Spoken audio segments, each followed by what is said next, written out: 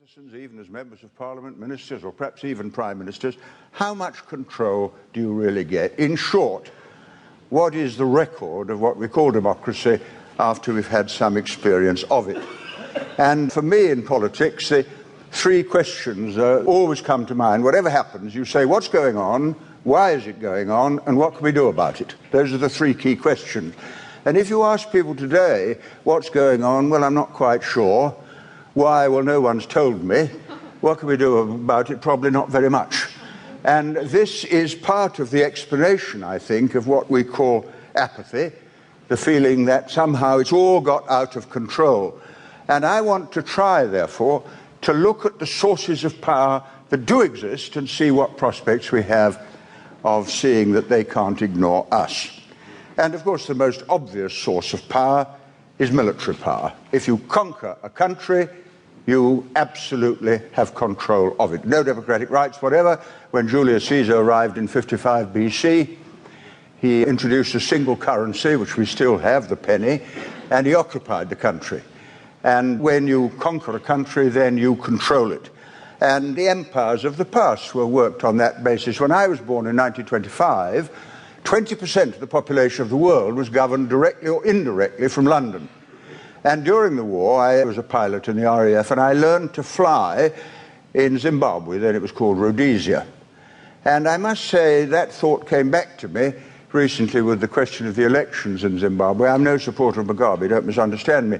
But when we were there in Africa, when the Europeans were in Africa, we occupied the country, we stole the land, and we sold the people into slavery.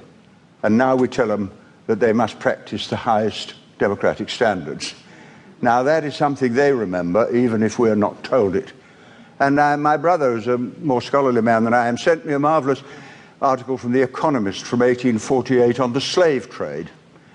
The Economist was a very wise paper, as you know, said you can't abolish the slave trade because there are all these ignorant blacks in Africa with nothing whatever to do, and they're needed in the plantations of America.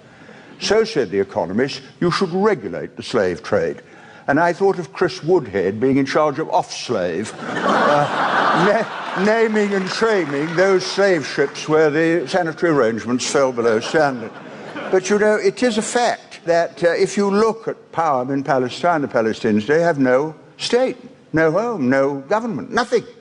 And that, of course, is one of the greatest crises in the world. And so I'll come back in a minute to the American empire, but I think to understand the scope we have to control our lives, you have to recognize military power can do almost anything. Now, we are the last colony in the British Empire. Well, you know, they said the Queen Mother was the last Empress of India, said with a sort of nostalgia, as if they wished it hadn't changed. And when you get into Parliament, you have to take an oath of allegiance to the Queen. I swear by Almighty God that I will bear faithful and true allegiance to Her Majesty Queen Elizabeth II, her heirs and successors, according to law. Now, as an elected person, my allegiance was to my constituents and to my conscience, and not to somebody above. And Douglas Hogg, the Conservative member, did say in the debate recently, he said, what's allegiance to the Queen got to do with our work in Parliament? And so I'm in the embarrassing position, I have to tell you, I had to tell 17 lies on oath in order to serve in the House of Commons. And Dennis Skinner got round it a different way. He recited the oath, and then he said at the end, when she pays her income tax. And, and when she did, Dennis said, I told you, it was worth it, Tony. Actually, you know, we call ourselves the High Court of Parliament. And I suggested once that if we're the High Court of Parliament, we ought to swear a different oath to tell the truth. The whole truth, and nothing but the truth, but that wasn't taken very seriously. At any rate, that's power by military force. Now we come to the second power, which is power by ownership, because wealth and power are indivisible. If you've got a lot of power, it's easy to grab wealth. If you've got a lot of wealth, it's easy to get power. And if you're looking at it again historically, I mean, when William the Conqueror arrived, he stole the land. That's what Doomsday was all about. Stole the land, gave it to his Norman friends. And when I was thinking about privatization not long ago, I recalled that, of course, the common land was once common land, and Parliament passed a series of enclosure acts to take the common land and give it to the farmers. And that's when privatization began.